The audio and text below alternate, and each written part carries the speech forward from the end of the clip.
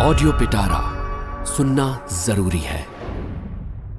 अध्याय 6 महाराणा प्रताप की भीष्म प्रतिज्ञा। मेवाड़ के राज सिंहासन पर प्रताप सिंह सुशोभित होकर विशाल मेवाड़ के स्वामी हो गए और अनगिनत नर नारियों के दुख सुख का भार उनके हाथ में आ गया।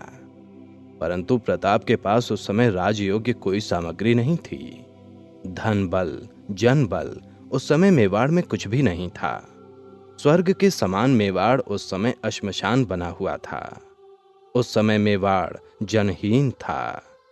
मेवाड़ की राजधानी चित्तौड़ मुगलों के हाथ में थी। मेवाड़ में चारों ओर उस समय अंधेरा छा रहा था। राजपूत वीरों के दिलों में से आशा की ज्योति बुझ चुकी थी। निराशा रूपी महासागर में राजपूत गोते खा रहे थे। केवल मेवाड़ में ही नहीं बल्कि चारों ओर राजस्थान में से प्रताप सिंह को कहीं से भी सहायता की कुछ भी आशा नहीं थी।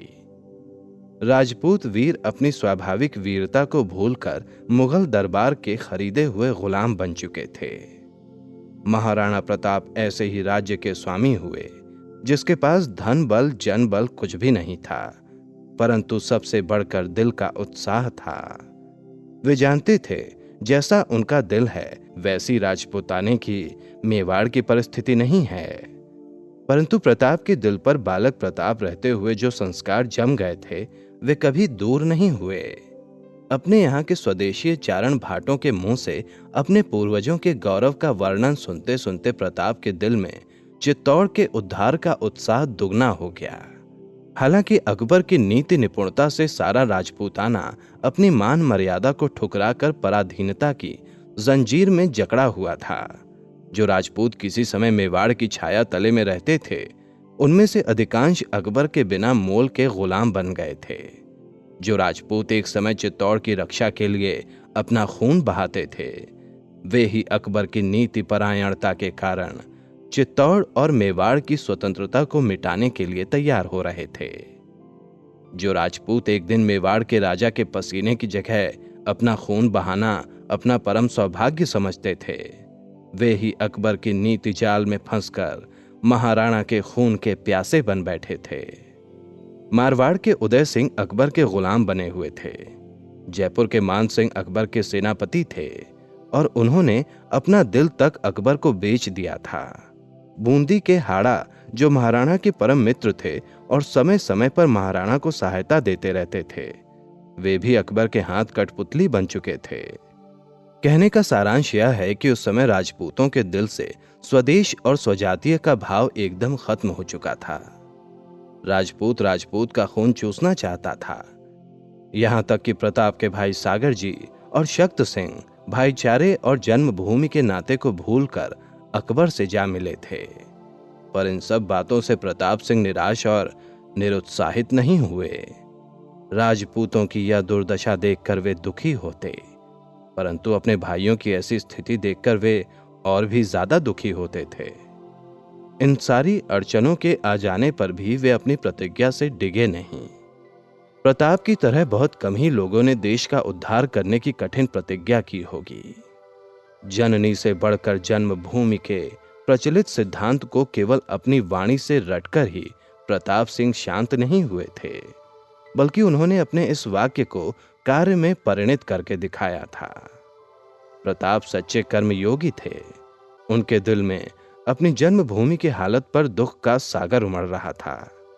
उन्होंने प्रतिज्ञा की थी कि जब तक चित्तौड़ का उद्धार नहीं होगा तब तक वह और उनके वंशज बाल नहीं कटवाएंगे, सोने चांदी के बर्तनों में भोजन नहीं करेंगे, नरम पलंग पर नहीं सोएंगे। इस प्रतिज्ञा के अनुसार सभी सोने चांदी के बर्तन तोड़ दिए गए, सुख की सामग्री नष्ट कर दी गई। राज परिवार कोमल पलंग को छोड़कर घास के पलंग पर सोने लगे।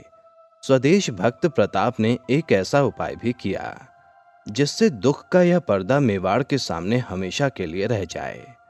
चित्तौड़ की स्वाधीनता नष्ट होने से पहले चित्तौड़ के नगाड़े सेना के सामने रहते थे, परंतु जन्मभूमि के उद्धार करने की प्रतिज्ञा याद कराने के लिए प्रताप ने आज्ञा दी कि यह नगाड़े मेवाड़ की सेना के आगे न बजाकर पीछे बजाए जाएं। प्रताप ने कठोर प्रतिज्ञा की कि वे अपनी जिंदगी रहते मेवाड़ का गौरव नष्ट नहीं होने देंगे। जन्मभूमि की मान मर्यादा की रक्षा के लिए कोई कसर बाकी नहीं छोड़ेंगे।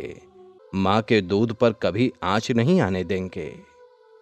इस तरह प्रताप ने देश के उद्धार की कठिन प्रतिज्ञा की।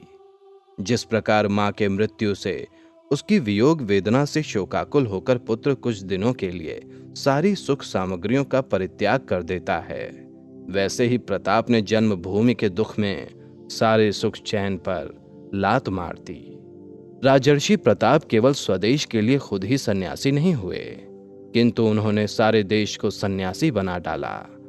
उन्होंने आज्ञा दी कि सारी प्रजा राज्य को छोड़कर पहाड़ों पर रहे। राज्य में कोई भी उत्सव नहीं मनाया जाए, सारे घर जला दिए जाएं, वहां कोई वाणिज्य कृषि आदि नहीं कर पाए, कोई भी ऐसी वस्तु नहीं रहे जिससे मुसलमान दुश्मनों को आकर्षण हो, और जो कोई राज आज्ञा भंग करेगा उसे मृत्यु दंड मिलेगा। प्रताप की यह पागलपन की प्रतिज्ञा लगती थी। संसार में जिस किसी को कोई काम करने की सच्ची लौ लगी हुई होती है, उसी को पागल कहते हैं। प्रेम में सभी पागल हो जाते हैं। प्रेम में मनुष्य अपना सब कुछ खो बैठता है, वह प्रेम चाहे जैसा भी क्यों ना हो। प्रताप का प्रेम लैला मजनू के समान नहीं था। उनका देश प्रेम योगियों की तरह था, जो ईश्वरीय प्रेम में सब कुछ छोड़कर एकांतवास करते हैं। उन्होंने अपने राष्ट्रीय यज्ञ को पूरा करने के लिए सब कुछ स्वाहा कर दिया। अपनी प्रजा के दिल में देश की शोचनीय स्थिति को बनाए रखने और देश की शोचनीय दशा सुधारने के लिए उन्होंने इस कठोर प्रतिज्ञा का सहारा लिया था। प्रजा ने खुशी खुशी इस आज्ञा के सामने सिर झुकाया। बड़े सरदारों से लेकर साधारण दर्जे की प्रजा तक प्रताप के इस कठिन प्रतिज्ञा में सहायता करने को तैयार हो गई, जिसके बाद अपनी प्रजा की सहायता से प्रताप ने देश के उद्धार का शुभ अनुष्ठान शुरू कर दिया। ऐसी ही इंटरेस्टिंग किताबें कुछ बेहतरीन आवाजों में सुनिए सिर्फ ऑडियो पिटारा पर।